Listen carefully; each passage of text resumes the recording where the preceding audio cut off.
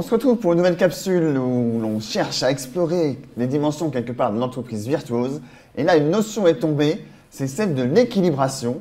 Un mot qui, comme ça, peut paraître un petit peu barbare. Est-ce que Didier, tu peux donner des éléments de contexte sur ce concept? Oui, l'équilibration, en fait, elle est venue d'une forme de rejet, ou en tout cas d'interrogation sur un autre concept, qui était celui d'être aligné. Vous savez, dans les entreprises, on dit toujours moi, je suis aligné avec ma stratégie, mes valeurs, c'est nickel. Sauf que l'alignement, ça pose un problème, c'est que si vous êtes parfaitement aligné, vous bougez pas. Donc c'est pas possible d'envisager cette situation, en particulier dans un monde qui n'arrête pas de bouger, qui est profondément imprévisible et dans lequel le maître mot, c'est l'instabilité. Or, la manière avec laquelle on pense l'équilibre dans l'entreprise, c'est plutôt de se dire qu'on traverse des moments de stabilité qui sont comment dire, interrompus par des périodes de crise, d'instabilité très forte, et puis on se rééquilibre et puis ça roule. On pourrait prendre le problème à l'envers et se dire, et si dans le fond, c'était le déséquilibre, si c'était pas l'instabilité qui elle-même était motrice aujourd'hui et les moments de stabilité qui seraient vraiment devenus très secondaires. Et du coup, ça pose justement sur la table l'enjeu majeur de l'entreprise virtuose autour de l'équilibration. Alors, qu'est-ce que c'est que l'équilibration? C'est oser penser que son entreprise peut être en mouvement, mais un mouvement qui est dirigé, qui est quand même orienté, piloté. Ça veut dire qu'on garde un cap, on a une idée de là où on peut aller, et on accepte qu'on puisse faire un pas de côté de temps en temps pour pouvoir, dans une démarche permanente, avancer. Parce que le meilleur moyen d'être stable, d'être à l'équilibre, c'est d'être statique. Et évidemment, c'est pas du tout ce que l'on cherche dans l'entreprise virtuose. Alors, cette idée d'équilibration, elle consiste justement à pouvoir se dire que dans le mouvement, on peut quand même créer une forme d'harmonie, une forme de synchronisation, un rythme qui soit adapté entre la manière avec laquelle on peut diriger son entreprise et la manière avec laquelle le monde avance. Alors, justement, rien de mieux pour illustrer quelque part l'équilibration, de parler plus ou moins de cette notion d'instabilité. Toi, Delphine, tu nous dis la clé, quelque part, pour moi, c'est d'accepter cette instabilité, c'est peut-être un premier pas. Comment tu l'illustres, toi, dans ton entreprise?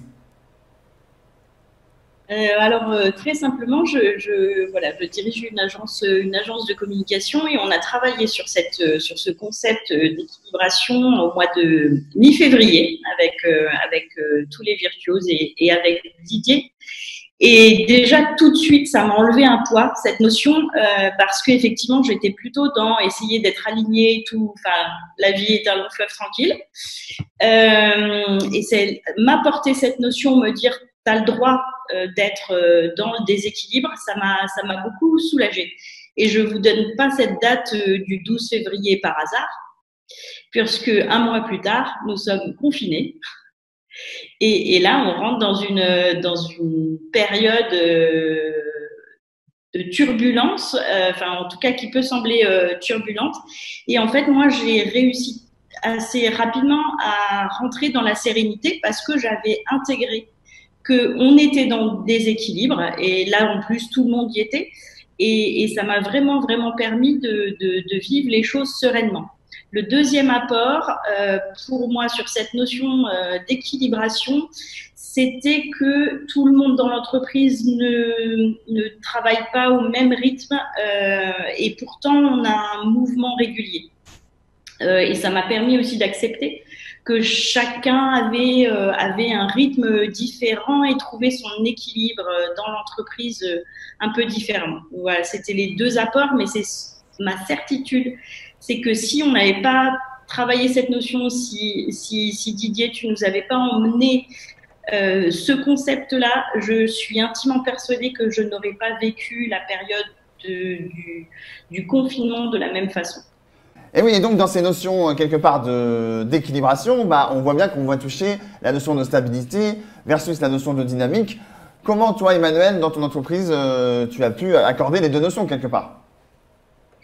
Oui, bonjour Benjamin. Alors effectivement, moi dans mon entreprise, donc c'est une entreprise d'informatique et télécom, cette notion de dynamique et d'équilibre, en fait, je la gère quasiment au quotidien avec un de mes associés co-gérants, où on est vraiment complètement séparés en termes de processus de décision. C'est-à-dire que moi je suis d'un bout de la chaîne et lui il est vraiment à l'autre bout.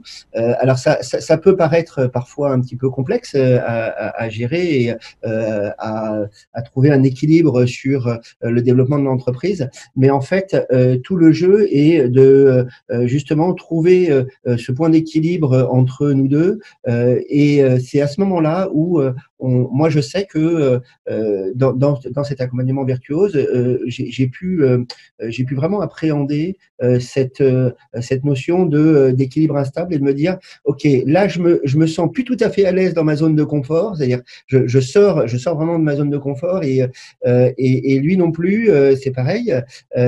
Donc, on se retrouve dans un processus où là, on voit bien que c'est un peu le point c'est le point d'avancement, c'est le moment où l'enfant doit faire le premier pas et on se dit OK, bah là on commence à avancer et grâce à ça, on arrive à prendre des actions, à mener des actions de développement. On arrive effectivement à trouver une dynamique dans l'entreprise qui nous permet de pouvoir avancer et développer l'entreprise de manière active et toujours dans cette action d'avancer, de développer l'entreprise de manière, oui, je dirais vraiment cet équilibre instable. Alors justement, tu voulais aussi nous prendre un exemple de la marche. Tu nous dis la marche est une situation de déséquilibre en mouvement. Alors, comment tu illustres ça en 2 phrases? La marche, une situation de déséquilibre en mouvement, effectivement, lorsque je dois mettre un pied devant l'autre, hein, je le fais de manière instinctive parce que je me dis pas, tiens, il faut que je mette mon pied devant, mais au moment où je lève un pied, je me retrouve sur la pointe de pied quasiment, enfin, sur un point d'équilibre où je ne peux plus aller en arrière parce que sinon, bah, je vais trébucher et je suis obligé d'aller en avant et finalement, la décision est prise. Et c'est le principe de voilà, c'est l'enfant qui démarre son premier pas et bah, on voit il court un peu et puis bah nous on apprend d'abord à courir dans l'entreprise et puis après petit à petit à marcher et à le faire de manière naturelle. Alors, c'est très intéressant cette notion parce que du coup, on a Marc qui nous dit que peut-être l'équilibration, c'est certes de choisir, mais peut-être parfois de ne pas choisir. Comment tu illustres ça dans ton entreprise, Marc, toi? Pour moi, l'équilibration, c'est aussi cette notion de l'équilibre d'un vélo en mouvement. C'est-à-dire que finalement, si on est sur son vélo et qu'on s'arrête de pédaler, eh ben, le vélo tombe. Ce qui fait que dans nos entreprises, on est aussi en permanence en train de s'ajuster et en train d'avancer pour réussir à garder cet équilibre qui finalement est un équilibre dynamique. Et je fais aussi le comparatif dans mon entreprise de services informatiques à temps partagé auprès des professionnels et des entreprises, que finalement, il y a des technologies qui passent leur temps à apparaître et à disparaître au niveau informatique. Et un peu comme le bateau qui a un cap bien précis, en tout cas au niveau de la voile, où finalement, on est obligé parfois de tirer des bords, on ne peut pas aller tout droit vers son objectif si on doit remonter le vent. Là, au niveau de l'informatique, c'est pareil. On tombe sur des nouvelles technologies, on les déploie chez nos clients à leur demande ou sur nos propositions. Et puis finalement, c'est une technologie qui évolue, qui disparaît, qui est remplacée par une autre. Et donc, on est en permanence, malgré l'objectif qui pour nous est clair, c'est que nos utilisateurs puissent utiliser sereinement les outils informatiques et se concentrer sur leur métier, eh bien, on est obligé de changer régulièrement l'équilibre, de leur changer leurs outils de travail, de les faire évoluer en fonction de ce qui se passe en informatique. Donc, on a vraiment cette notion d'équilibre dynamique qui est très important pour nous dans notre domaine.